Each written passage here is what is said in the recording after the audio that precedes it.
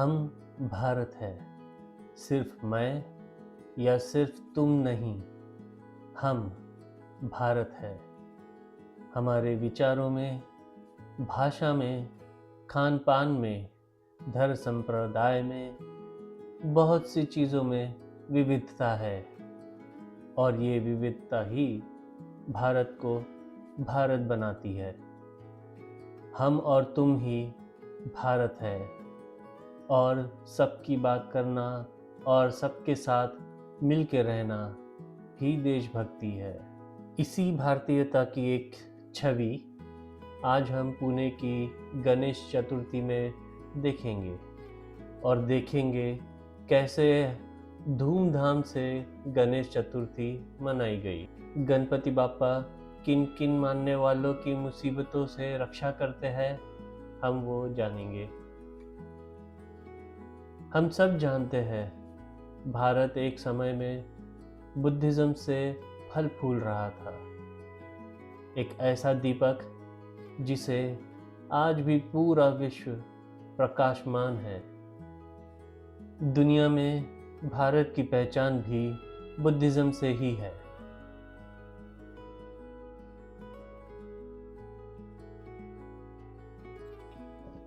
बौद्ध धर्म के उदय के साथ और इसके नेपाल, तिब्बत और हिमालयी क्षेत्रों में प्रसार के साथ विनायक यानी गणपति एक महत्वपूर्ण रक्षक देवता, जिसे धर्मपाल भी कहा जाता है, दानवों के दमनकर्ता के रूप में प्रतिष्ठित हुए।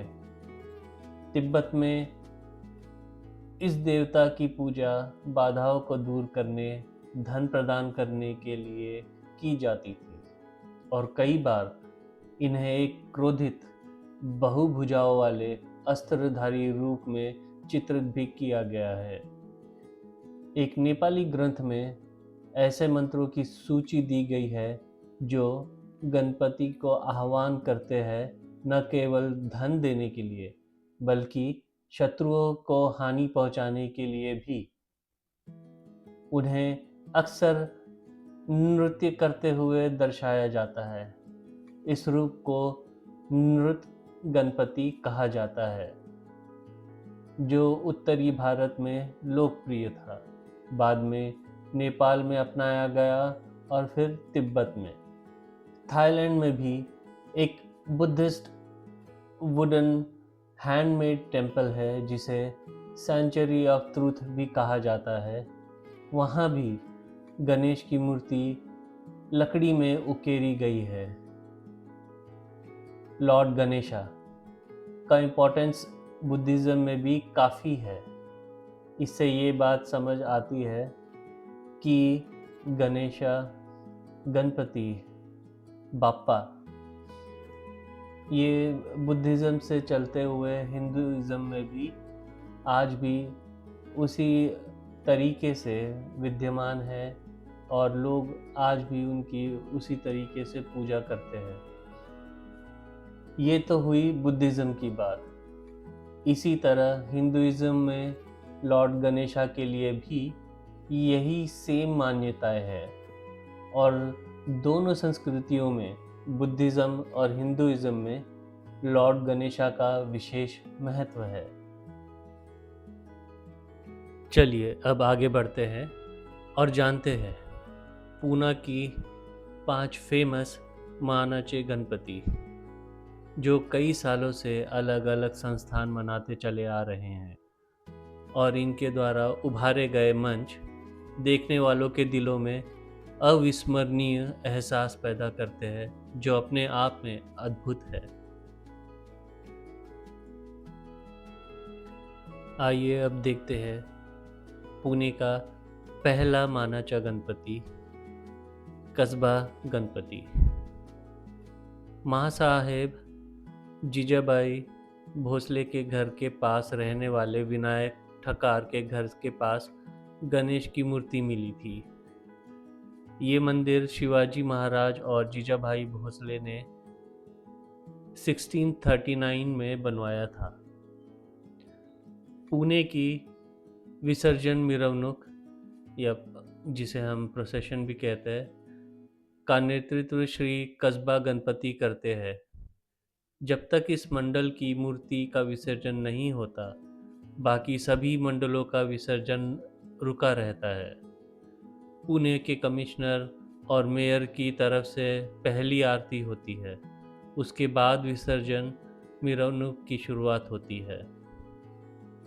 शाहजी राजे ने 1636 में लाल महल बनवाया था और उसी समय जीजा माता ने इस गणपति की स्थापना की थी। यहाँ की मूर्ति स्वयंभू है और शुरुआत में ये मूर्ति चावल के दानों जितनी ही छोटी होती थी। अब लगातार सिंदूर लगाने की वजह से ये मूर्ति लगभग 3.5 फुट ऊंची हो गई है। ये ऐसा मान्यता है।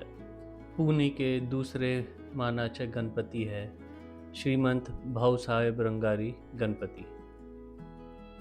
पुणे के पुराने शहर के दिल में, जहाँ तंग गलियाँ, विविधताओं से भरी सड़कों, चौक चौबारों में, वहाँ श्रीमंत भाऊ साहेब रंगारी जी के गणपति ने एक बार फिर महाराष्ट्र के सबसे प्रिय त्यौहार की शुरुआत की।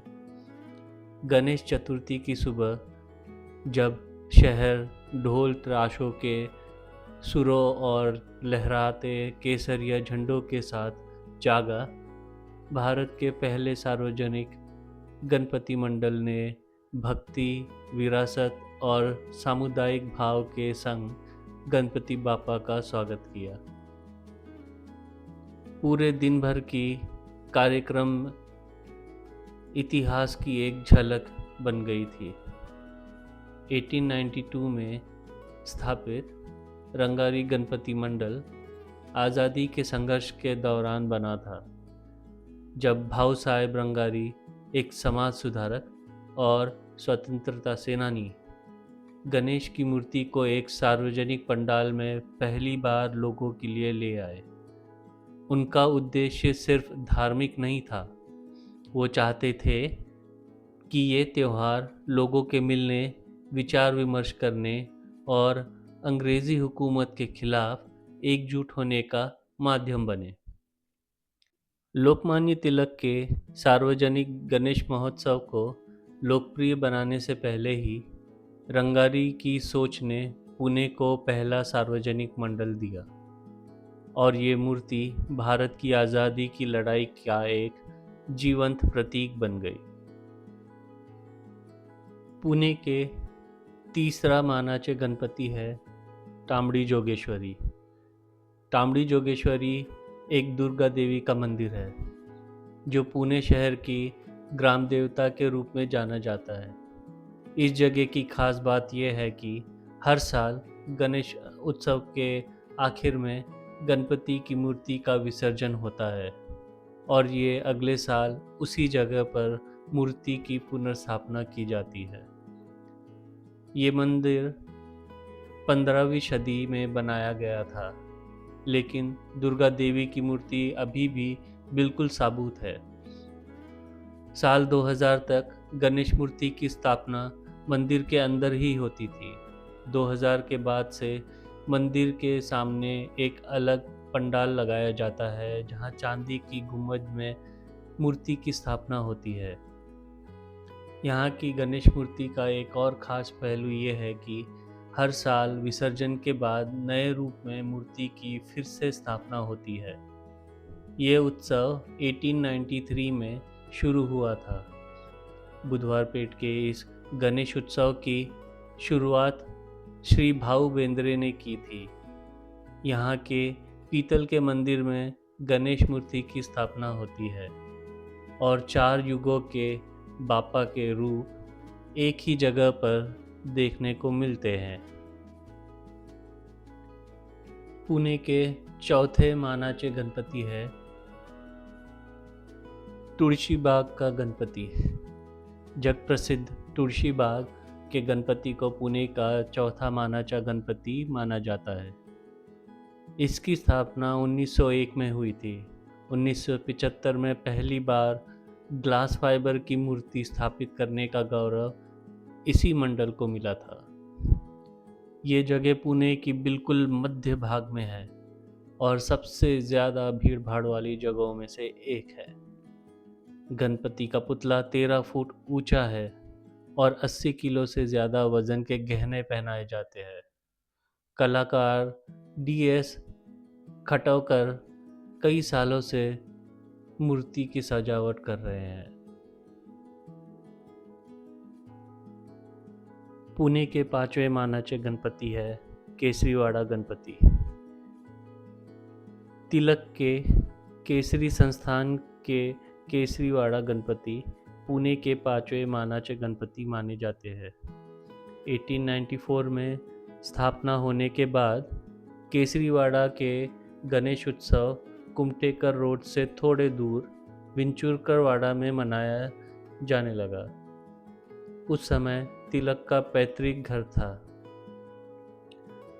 बाद में ये उत्सव गायकवाड़ा में शिफ्ट किया गया, जो आज केसरीवाड़ा के नाम से जाना जाता है।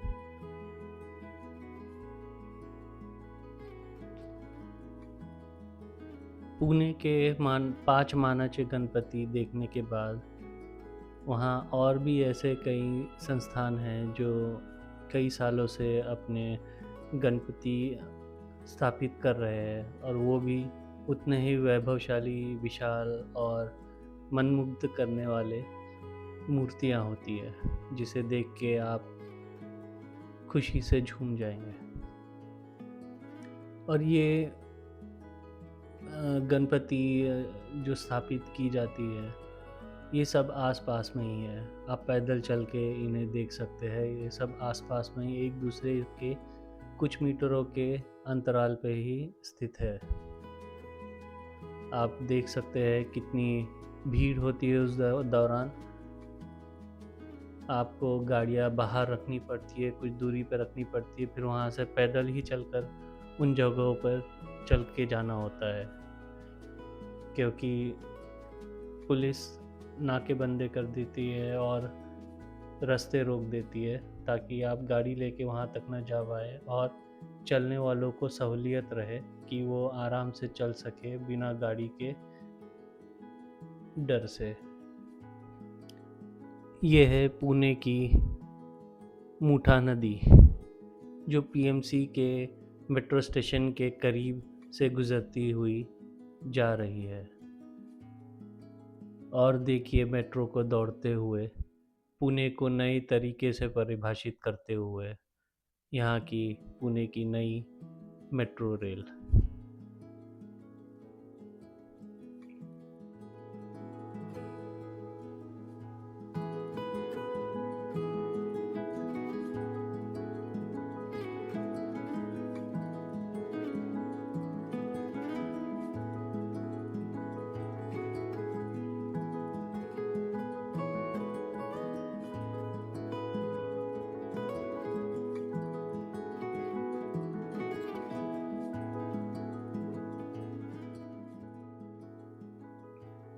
पुणे पुलिस ने भी मोबाइल सर्विलेंस व्हीकल्स लगा के रखी है, लोगों की सुरक्षा को ध्यान में रखते हुए, ताकि कोई अनहोनी की स्थिति में इन गाड़ियों की मदद से अराजक तत्वों पर नज़र रखी जा सके।